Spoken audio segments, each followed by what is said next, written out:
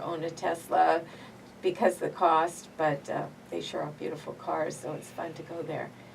But we have a Mercedes dealer, we have a BMW, we have Ford and Chevrolet and Buick and lots of car dealers. And those dealerships provide a lot of our sales tax income. It's an important part.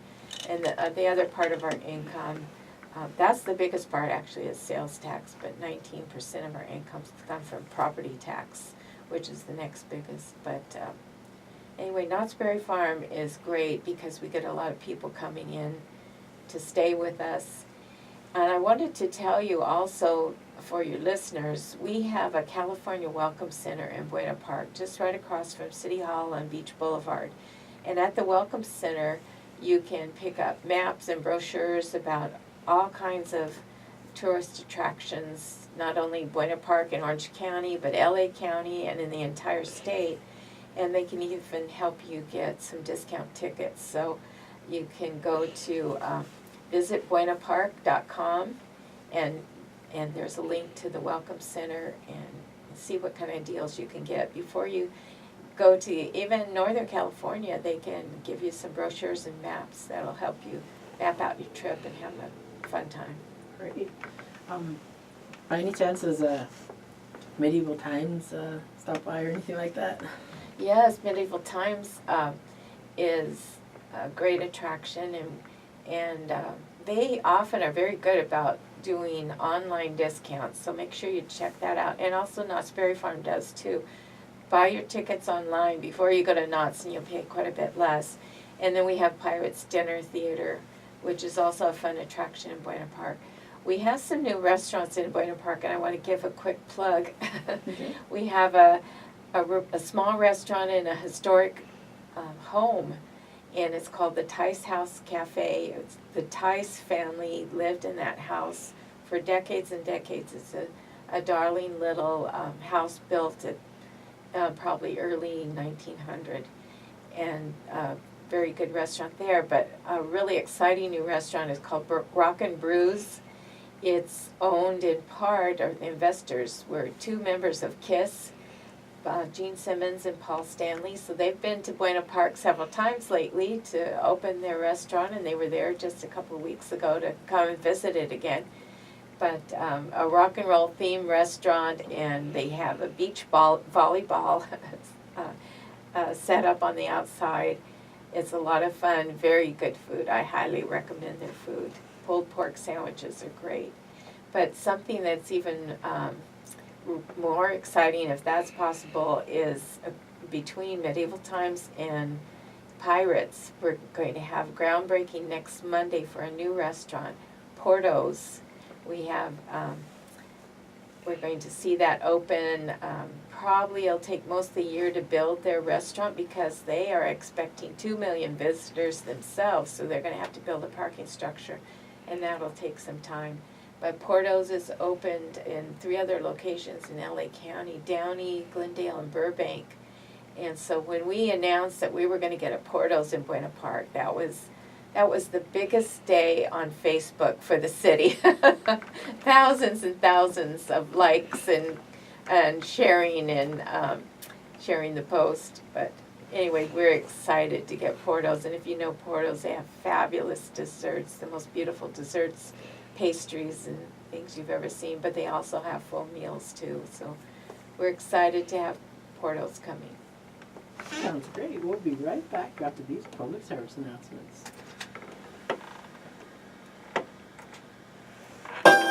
Rock and roll's best albums haven't always been their best sellers. We bring you the best of rock's best every night at midnight Pacific on the Album Break on WPMD. Classic long players from members of the Rock and Roll Hall of Fame played all the way through with virtually no interruption. Hear more than the hits from rock's greatest names. Start your day with the Album Break, 7 nights a week at midnight Pacific, only on WPMD on the Nets, where people make a difference. Rock and roll has been the most influential form of music ever heard, affecting not only the arts, but fashion, politics, social, morals, and more. Mike Stark covers all of it with Rock's Music's Best radio magazine. Rock 50 where you'll hear the sounds of rock and roll's best work beyond the music itself, interviews, information, and analysts. And you get the best of it when you start your day with the best of Rock and Roll 50 with Mike Stark every morning at 6 Pacific, only on WPMD on the net, the voice of Cerritos College, where people make a difference.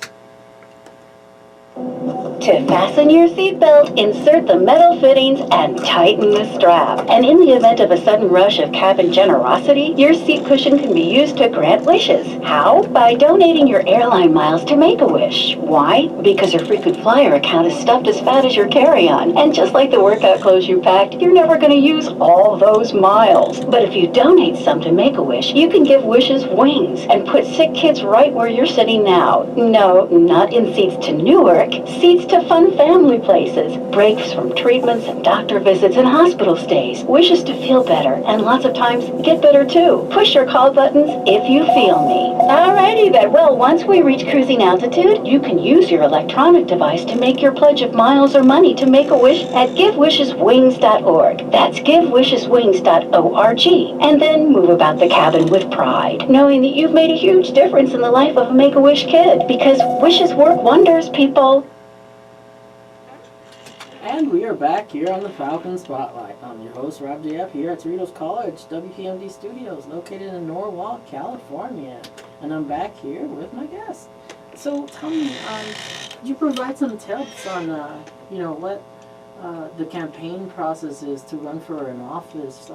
What's the process like? It really depends on the office in some respects. When I ran for the school board, I ran my first time in 1979, and I was a young mom with 3 little girls, 5, 3, and 1, and I only, we added another child later, another little girl, but at that time, I had enough money to put in the candidate statement, and that was it, and that's all I did, except tell my friends to vote for me and spread the word. So, and it was effective. So it, as I say, it depends on what office you're running for.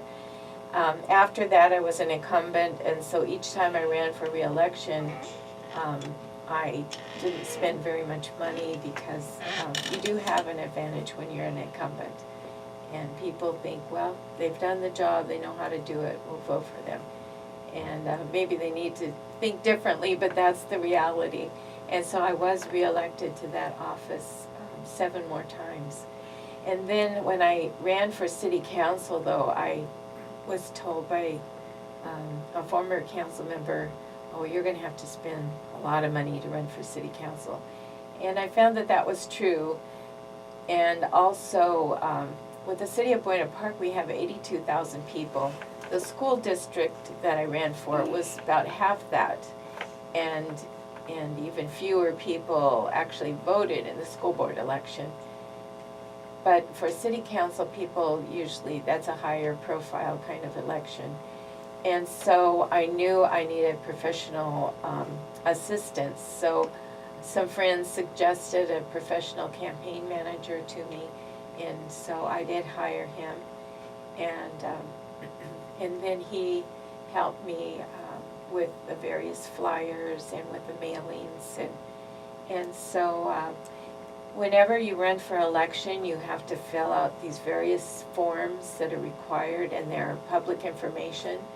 And if you're interested in finding out what any candidate spent for any election, if it's a city election, you can call the city clerk in your city, and she or he will send you the information. It's public information. So it did cost my first run in 2010, I spent $36,000.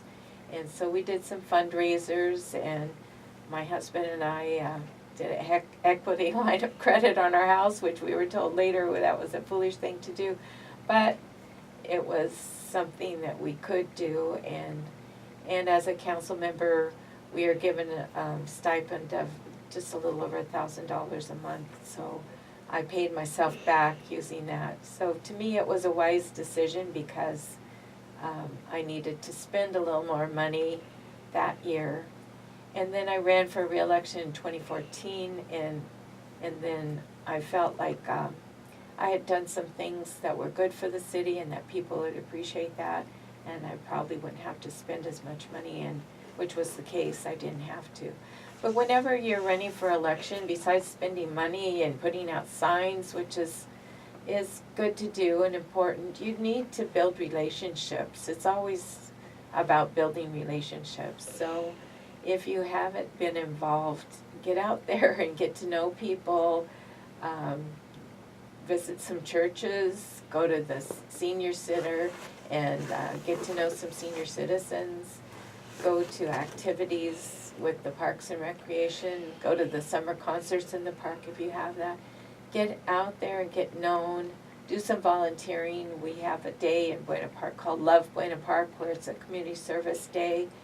We help some people that have code violations. Maybe a lot of times it's elderly people that aren't able to keep up their property, and so we go out and chop weeds and do things like that. And it's important to be out there, be involved, show that you care about the city, not just say it in words, but actually demonstrate it. What advice would you give people? What kind of things should they do to kind of get noticed and get the experience? Well, besides doing the things I've already mentioned, I think it's important to apply for commissions.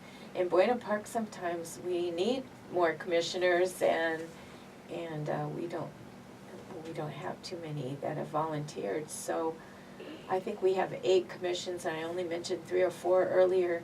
But take a look on your city website, see what there is to do, and be involved in commissions. Another thing, if you can do it, if the time works out, volunteer for some of the service organizations in your city. We have Rotary and the Lions Club, we have the Women's Club, and Seroptimist, and the Optimist Club, and various other things. And they always are involved in city events, and we appreciate them doing that. So that's another way to show that you care about your city and do a little bit of the hard work too. Great. And tell me, you mentioned a radio station, right? There's a radio station around there? At one of our schools, we actually have a radio tower. And years ago, it's at Buena Park Junior High, actually. And years ago, we had a teacher who was very capable and interested in conducting the radio shows. And so he did that. But when he moved on to administration and then later retired, we didn't have a person to do that. And so we contract that radio station out to Fullerton College, and they have their radio station, probably much like you have here. But it's unusual to have a radio tower on a school campus, but that was a fun thing that we did. And I keep saying we, that's because we made that arrangement while I was still on the school board. But That's great. And let's say, for example, you mentioned, you have a background in education. Would you say public speaking, let's say it's a shy person, but they're kind of curious, what tips would you give them to become a leader if they're a quiet person? I'm a quiet person, so I think a quiet person can be a leader. And I remember as a little girl, I knew I was very shy, but I didn't want to be shy. And I wanted to be able to give speeches. I tried out for speeches, to give an 8th grade graduation speech. I wasn't chosen. I was chosen back in the olden days. We were elected to give speeches at high school graduation. Now I think it's pretty much based on grade point average, and the valedictorian gets to do that. But when I was graduating for Buena Park High School, we chose 4 people, and I was one of the ones chosen to give a graduation speech. And I remember standing in the parking lot waiting for my family afterwards, and some people walked by, and I heard one say, those were the worst speeches I've ever heard in my life. And I had to laugh because I was one of the speakers and I don't think they were trying to hurt my feelings, but so you keep practicing and you keep trying, and the funny thing is, later, one of the classes I taught at Buena Park High School was oral communications, giving speeches. And so I could really relate to the kids who really did not want to do it, or who felt too shy to say their speeches. I told them, I know exactly how you feel. It's uncomfortable, but you have things that you want to communicate to the world, and you need to just get out there and practice. It's a skill like any other thing, like riding a skateboard or texting. That's a skill with two thumbs. But speaking is a skill that you can develop, and the more you do it, most likely the better you will get. However, I do have some books. I have a collection of speeches and a lot of books on giving speeches, and one I refer to often. It's called Roles Speakers Play, and the author, James Hume, wrote this book, and every chapter is a different role. If you're a moderator, do this. If you're giving the keynote speech, do this. And I refer to that book quite often. It's an oldie but a goodie. And so once, a person gets into a role of leadership, like, aside from just like, having an open door policy to like visit office, tell me about like the importance that social media has had lately, as far as with leaders and stuff. Oh, I think it's very, very important because you young ones have taught us that we need to be connected in that way. And I hired, for my campaign in 2014, I hired one of my former students who I've stayed in contact with to do my website. And actually it's still up if you're curious. Buena Park, Beth Swift for citycouncil.com, and you can check it out. But she did a fabulous job. Her name is Leslie Legaspi. She did a great job for me, and she did a Twitter account for me and Facebook, and then was able to put everything on my campaign website too. So I really needed her, and I appreciated what she did. I did pay her. So she was worth every cent I paid her, and probably a lot more. But yeah, people expect you to be on Instagram, and I learned how to do those things, and I have a Twitter account and Instagram account, and of course Facebook. That's kind of for us older ones. Now the younger ones use all these other things, Snapchat and all that. But I actually used Twitter when I was still teaching, by the way.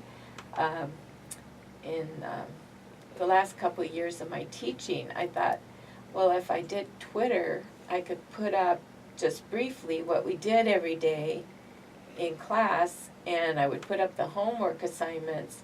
And so kids would never have an excuse for saying, oh, I didn't know what we did, or I didn't know when it was due, because it would be right there. And then parents. And so when parents would come for back to school night or open house, I would have my Twitter account posted so that they would know they could check there and get a quick summary of what we did in class.